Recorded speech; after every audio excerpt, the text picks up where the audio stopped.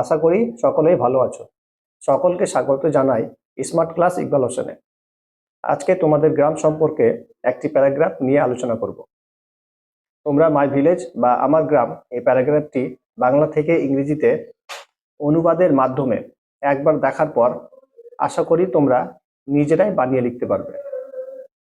চলো উত্তর দেখি। উত্তর করার সময় তোমরা প্রথমে হেডিংয়ে মাই ভিলেজ কথাটি লিখবে। 1 নম্বর, আমি একটি গ্রামে বাস করি।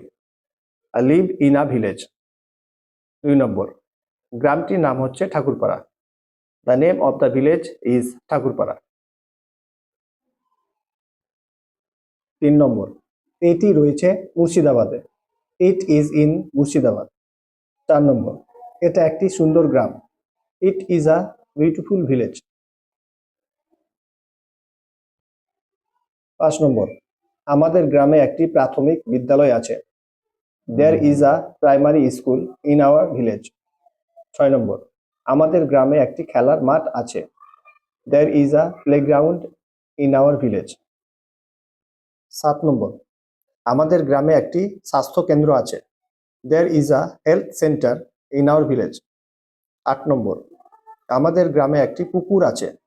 দেয়ার is a pond in our village. 9 number, আমাদের গ্রামে একটি ব্যাংক আছে। There is a bank in our village. 10 number, প্রায় 1000 লোক আমাদের গ্রামে বাস করে। About 1000 people live in our village. 11 number, অধিকাংশ গ্রামবাসী হচ্ছে চাষি। Most of the villagers are farmers.